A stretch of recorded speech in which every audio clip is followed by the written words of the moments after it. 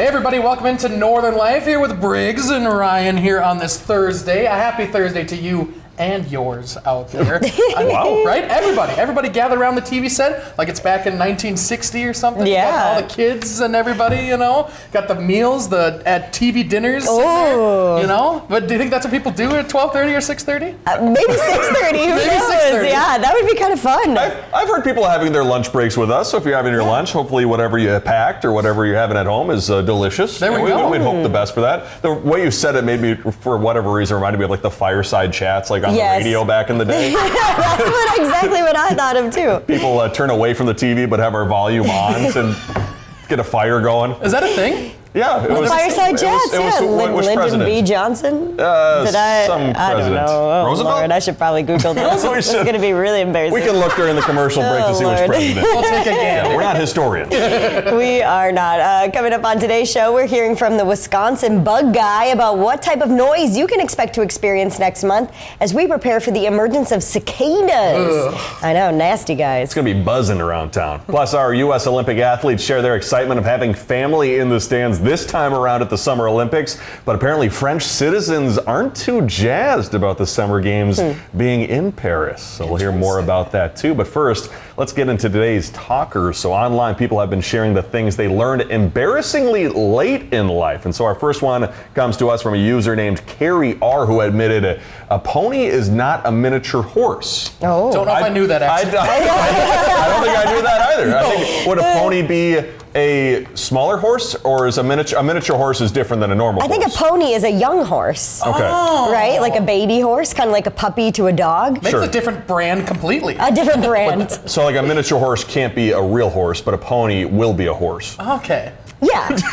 Sure. Informational, this show. We're looking up presidents, we're looking up that. Yeah. We're going to be looking up a lot of things. Yes. And then we had another one for Haley H said, I don't have to hit shift before and after capitalizing a letter on a standard keyboard. Do you guys do that trick?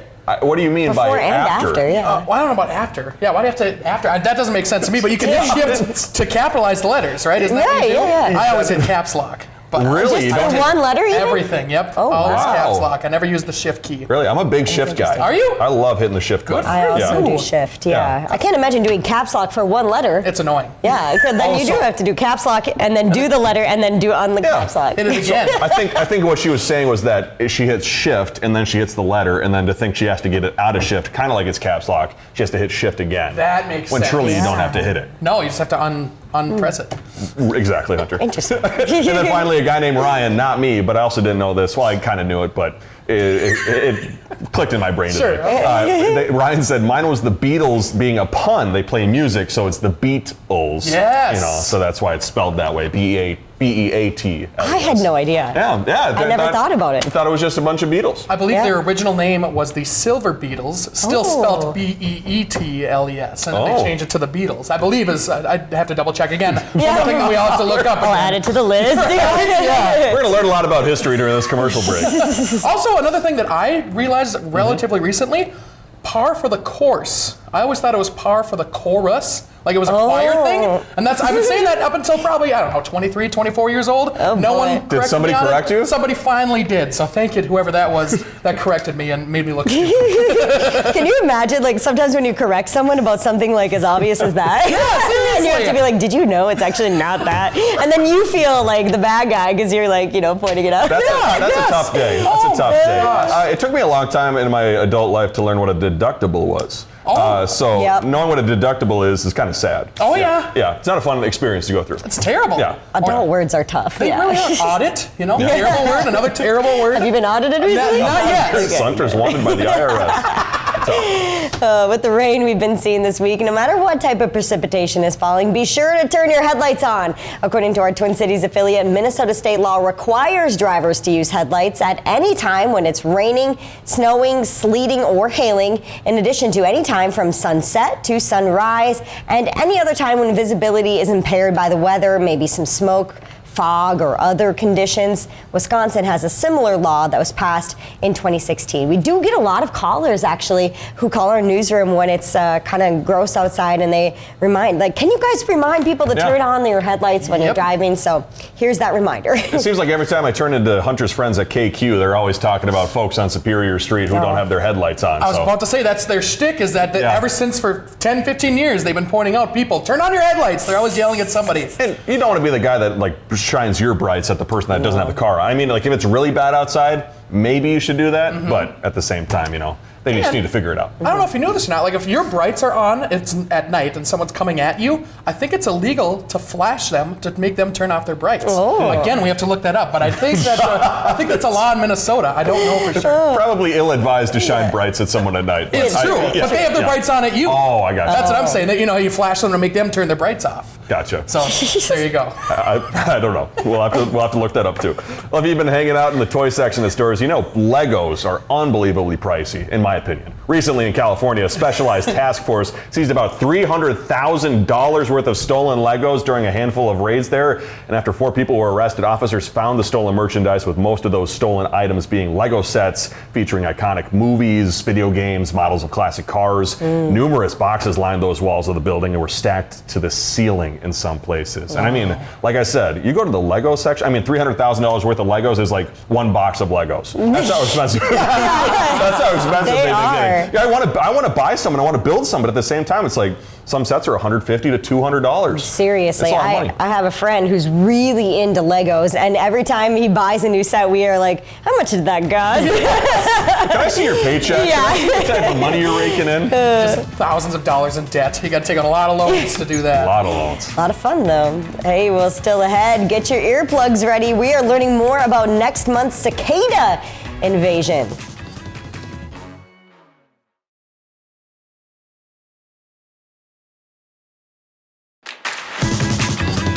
Welcome back. So during the commercial break, we were looking things up. We got some help from director Seth behind the Thank you, camera, Seth. and we learned FDR was the one behind the fireside Good chats. on you. Yep, Good on FDR, and then what do we say? A pony is just a smaller horse. Yes. So it's a different thing than a miniature horse. A younger horse. It's a younger horse. A younger horse. A baby horse? Baby horse. All small horses, miniature or not, are still ponies to me. maybe we still didn't learn a thing. Got to research a little more on If that. anybody out there runs a farm with some horses, we'd love to meet them. Yes. Yeah. Ooh, Miniature or ponies. Yeah. I've never ridden a horse before. That'd be so fun. I would love to do that. That'd be That'd be good awesome. stuff. I got bucked off a horse when I was 4 years old. Oh, gosh. Yeah, it Tough was memories. Very tough memory. Have you ridden a horse since? No, I have not. One other time, but I am still scared of horses. Well, moving on. Wisconsin and other states around the country are bracing to host trillions of visitors this summer in an event that's even rarer than the solar eclipse. Super rare. 2 broods of cicadas, one that lives on a 13-year cycle and another that lives on a 17-year cycle, will emerge from the ground this year to breed. Yeah, Emily Fannin with our Milwaukee affiliate is here to show us what we can expect to see in May. Around mid-May, cicada noise will be in full swing. And while this high-pitched buzzing occurs every year throughout the Midwest, experts say this year will be unique due to a rare emergence of cicadas that hasn't happened since the 1800s. We just had that solar eclipse recently, and you only have so many opportunities in your life to see and witness something like that. And the cicadas are very similar. PJ Leash is an extension entomologist at the University of Wisconsin-Madison. He's also referred to as the Wisconsin bug guy. These are the cicadas that we'll be seeing emerge in large numbers this year. Parts of southern Wisconsin will experience these periodical cicadas, which only emerge every 13 or 17 years, a cycle scientists don't have a clear answer for. They're referred to as broods, and more than a dozen states will experience these 2 types of cicadas at the same time, which Leach says will create a much louder and at times annoying noise. Say a grove of trees behind us with singing male cicadas, that might be in the range of 70 to 80 decibels, which could be similar to a vacuum cleaner. But if you are really close, it could be more in the range of 90 to 100 decibels, which is really, really loud. While the noise from cicadas can be a little disruptive, overall they do produce some environmental benefits, such as being a valuable food source for insects and other predators, as well as improving water filtration into the ground. that is going to be very similar impacts to if you paid to have your lawn aerated. Cicadas will be most noticeable near the Wisconsin River, and places like Lake Geneva, Beloit, and Janesville are some of the hot spots. So as they say, plan your summer accordingly. In Madison, Emily Fannin, CBS 58 News. So according to our WCCO affiliate, these periodical cicadas, as they're being called, will not arrive in Minnesota likely. But Minnesota still sees different cicadas. Okay. We're learning a lot. Someone once said this show was informational. Today they are correct. They are, yes. Yeah.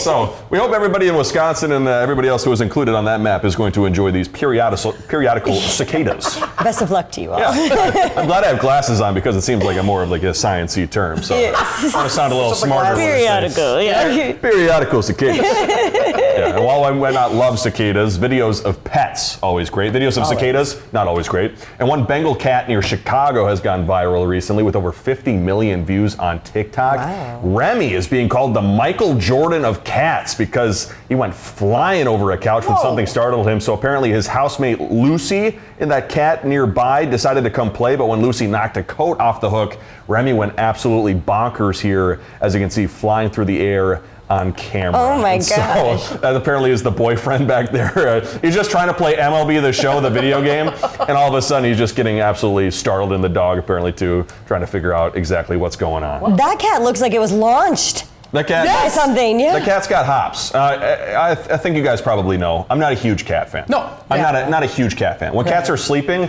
unbelievably cute. But when cats are at night, they're menaces, in my opinion. You know what I don't like that cats do? I don't like when they do that, like, kneading You don't like thing. when they no, knead the actually, I think it's kind of weird. I do kind of find that cute when they're like making the biscuits. You know, they're like, yeah. I think that's cute. Biscuits. That's apparently. This is another thing we have to look up. I think they do that because they miss their mom. I feel bad. That's the rumor I've always heard, but that could be incorrect. Interesting. Because they miss their mom. I don't know. Is that what the mom did to them, or? I'm not sure. We'd have to look that up too. I'm just punching their stomach. Like, what? It's a nice, like, soft thing. yeah. Yeah, it's cute. Like, it's Seth says something, but I can't. Sorry, Seth, I'm not. It's hard to He hear said you something while very we're talking. scientific, so we're gonna have to look that up later. The biscuits. Too. Yeah, the biscuits. Well, if you're watching us on YouTube, first of all, thank you for watching, and please don't go YouTubing videos of cats making biscuits right now. Continue watching our show. But just know, Google is cracking down on third-party apps that block YouTube ads. The international technology company announced viewers who are using third-party apps may experience buffering issues. Users may also see an error message when trying to watch. Google noted that purchasing a YouTube Premium account may be the only way to escape those ads. There used to be a day where there was no ads on YouTube. Remember that? Way back like 10, 15 years? A lot of ads now. Yeah. But here's the thing, too. I think Northern Life's YouTube page, if I'm correct, almost up to 10,000 total views all time. Let's go. So big thanks to you folks out there for continuing to watch us. Hey, coming up, our U.S. athletes can't wait for the return of their family and other spectators at this year's Summer Olympics.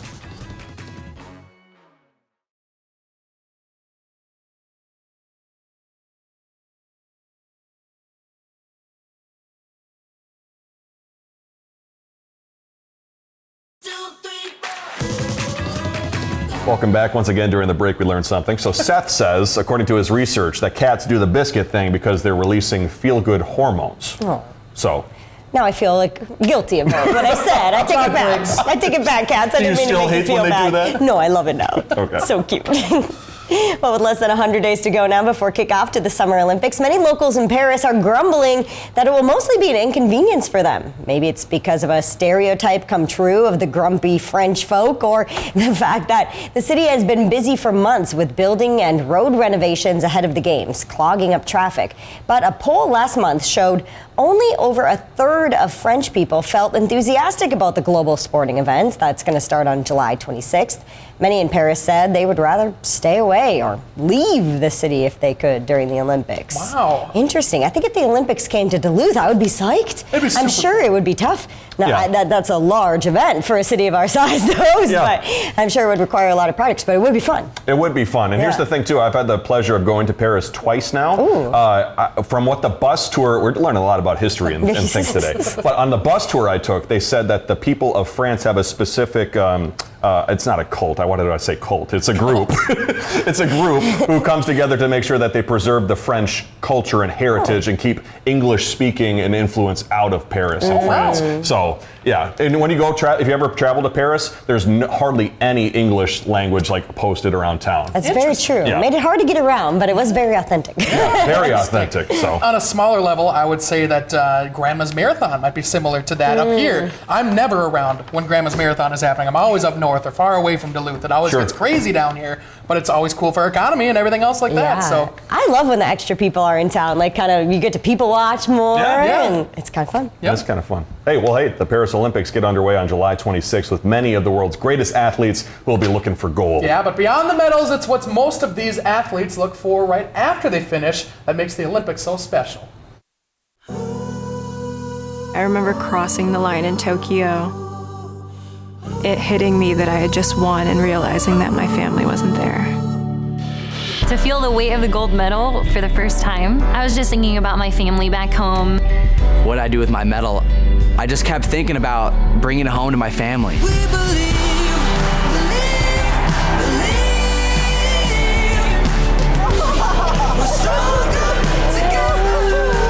It's obviously you standing on the podium, but there's so many people that have played a part in that. Having them there was so important. I was looking for my parents and I kept saying, "Where's my mom?" But my dad thinks I kept saying, "Where's my dad?" There's nothing like the moment of like jumping into their arms after. We're stronger together.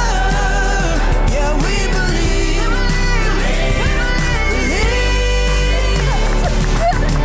Yeah, we believe.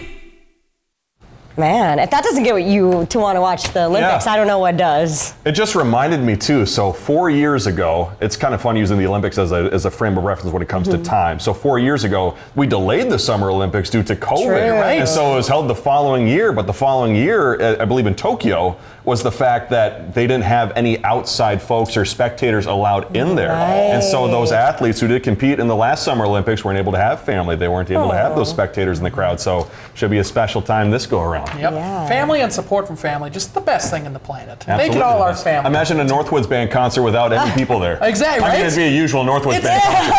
Quite frequently. Yikes, got him. After the break, we have a tasty story in downtown Duluth that's coming up for tomorrow's show.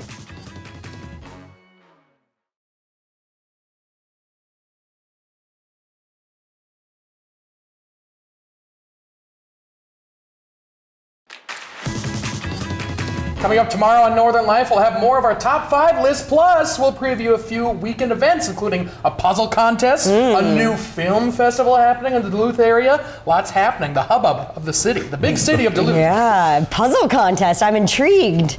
Puzzles kind of frustrate me. You guys both have experience with the Adam Lorch and Dan Wolf puzzle that we did for the Survivor. We should bring those by the Puzzle Fest, see if anyone can complete it. that one was like 15 pieces. Yes. So it still was hard. I would assume these ones would be closer to like the 300 to 400 piece ones. Probably. Could be a little more challenging. We'll see what happens.